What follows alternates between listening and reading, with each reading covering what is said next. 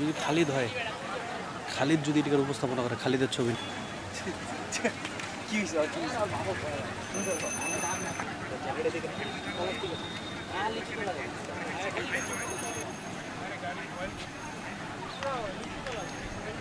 সচেতন কম থাকতে পারে। মাননীয় মডারেটর, আমার বিপক্ষের কাছে যে প্রশ্ন থাকলো, আইন ছাড়া অবৈধ রাখি এইটুকু চাওয়া। এই যখন বাস্তব প্রেক্ষাপট, সেই প্রেক্ষাপটে দাঁড়িয়ে আজকে আমাদের বিতর্কের বিষয় পরিবেশ রক্ষায় আইন নয়, সামাজিক সচেতনতাই অধিক গুরুত্বপূর্ণ। অত্যন্ত যুক্তিসঙ্গত কারণে আমি এবং আমার দলের বিপক্ষে অবস্থান করছি। আমরা যখন আমাদের নিবন্ধনের জন্য আবেদন করি, আমরা তো সকল আইন কানুন যাচাই বাছাই করে আবেদন করেছি। যেহেতু শাপলা আসলে অনেকে প্রথমে বলার চেষ্টা করছিল যে জাতীয় প্রতীক কিনা, পরে এটা দেখা গেল ক্লিয়ারলি যে আইনগতভাবে শুধু শাপলা তো জাতীয় প্রতীক না, আবার জাতীয় প্রতীকের একটা অংশ শাপলা, এটা সত্যি। কিন্তু অন্য অংশরাও তো বিভিন্ন দলের এখানে তাদের মার্কা হিসেবে আছে। আবার আপনারা যদি দেখেন যে অনেকে বলার চেষ্টা করছেন এটা তো জাতীয় ফুল, কিন্তু জাতীয় ফলও মার্কা আছে। তো আমরা সকল আইনগত বিবেচনা শেষ করেই আমরা ওটা চেয়েছি। এখন আমাদের কাছে যেটা মনে হচ্ছে যে তারা সর্বশেষ যে কথাটা বলেছে যে তারা এটা দিবে না, কিন্তু এটার কারণ তারা ব্যাখ্যা করবে না। আসলে তাদের কাছে কারণ নাই, যৌক্তিক আইনগত কোনো কারণ নাই দেখেই তারা ব্যাখ্যা করতে পারছে না। এবং আমরা আমাদের জায়গা থেকে এটা মনে করি যে যেহেতু তাদের কাছে কোনো আইনগত কারণ নাই, নিশ্চয়ই তারা কোনো না কোনো কিছুর চাপে তাদের জায়গা থেকে এই শাপলা মার্কাটা দিচ্ছে না।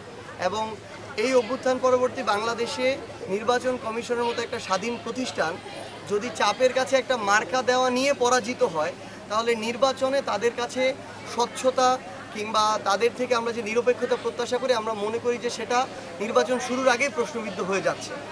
সেই জায়গা থেকে আমরা আহ্বান করব এবং আমরা নতুন করে আমাদের জায়গা থেকে আবেদন করেছি। আবার তারা বলল যে তারা এই মার্কাটা তাদের লিস্টে নেই, তো এটা লিস্টে ইনক্লুড করার দায়িত্ব তো তাদের। আমরা আজকে থেকে কয়েক মাস আগে এই নিবন্ধনের আবেদন করেছি, তখনই তারা ইনক্লুড করতো। তারপর আমরা নতুন করে ইনক্লুড করার আবেদন দিয়েছি। আমরা মনে করি যে তারা তাদের যে প্রতিষ্ঠানের স্বাধীনতা এবং তাদের প্রতিষ্ঠানের যে পেশাদারিত্ব, এটার পরিচয় দিবে। এবং যেহেতু কোনো আইনগত বাধা নেই, এনসিপি তাদের জায়গা থেকে মার্কা হিসেবে শাপলা পাবে।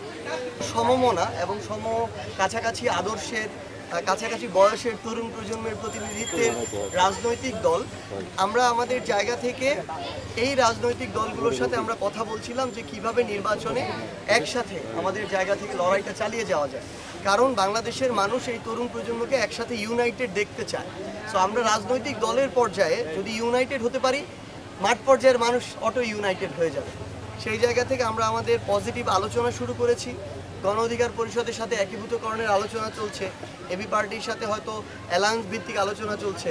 তো এটা অ্যালায়েন্স হোক কিংবা একীভূতকরণ হোক, আমাদের এই যে একসাথে কাজ করার যে আলোচনাটা, এটা সামনের দিকে এগিয়ে যাচ্ছে এবং পজিটিভভাবে এগিয়ে যাচ্ছে। আমরা মনে করি যে জনগণের আস্থার প্রতিদান দিতে এবং তাদের প্রত্যাশা অনুযায়ী নির্বাচনের আগে আমরা একসাথে জনগণের প্রতিনিধিত্ব করতে একসাথে আমরা আমাদের নির্বাচনটা করতে পারবো এবং ইনশাআল্লাহ আমরা জনগণের সমর্থন নিয়ে সংসদে গিয়ে জনগণের প্রতিনিধিত্ব করবো। আওয়ামী লীগের মিছিল বড় হচ্ছে না, এটা সবচেয়ে ভুল কথা। তারা যে ওই বিদেশ থেকে তাদের কালো টাকা যেগুলো পাচার করেছিল, সেই লক্ষ লক্ষ কোটি কোটি টাকা বা হাজার কোটি টাকা কালো টাকা যেগুলো জনগণের লুটপাট করে পাচার করেছিল, সেগুলো পাঠিয়ে তারা মাঝে মাঝে বিভিন্ন সন্ত্রাসী কায়দায় টোকাই মিছিল দেওয়াচ্ছে। এগুলো আওয়ামী লীগের মিছিল না। যদি আওয়ামী লীগের এত মিছিল দেওয়ার এই মুহূর্তে লোক থাকতো, তাহলে জুলাই আগস্টে এই লোকগুলো কই ছিল যখন বাংলাদেশের মানুষ মাঠে নামলো? আওয়ামী লীগের আসলে ওই আওয়ামী লীগের লোক কর্মী যে বলা হয়, মানে একটা বিশাল বড় ভাব দিয়ে বলা হয় আওয়ামী লীগের 20% 30% লোক, এই লোক কোনো কালেই ছিল না। তারা এই যে লোক দেখাইতো বিভিন্ন প্রোগ্রাম, এগুলো হচ্ছে ভাড়া করা লোক।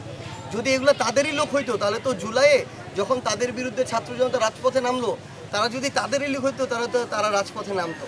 তো আমরা মনে করি যে এইসব ওই টাকা দিয়ে টোকাই ভাড়া করে ভোরবেলা আর কি দু একটা দৌড়ানি নিজেরা দেয়া যায়, ভিডিও করা যায়, একটু সোশ্যাল মিডিয়া খবর নেওয়া যায়। কিন্তু বাংলাদেশের মানুষ বুঝে যে কোনটা আসল পলিটিক্যাল প্রোগ্রাম আর কোনটা কি। এই অভ্যুত্থানের মধ্য দিয়ে যারা গণহত্যা চালিয়েছে, তাদের যে বাংলাদেশের পলিটিক্যাল বা রাজনৈতিক বাস্তবতা, সেটা সেখান থেকে শেষ হয়ে গেছে। বাংলাদেশে আওয়ামী লীগের রাজনীতির চ্যাপ্টার ক্লোজড।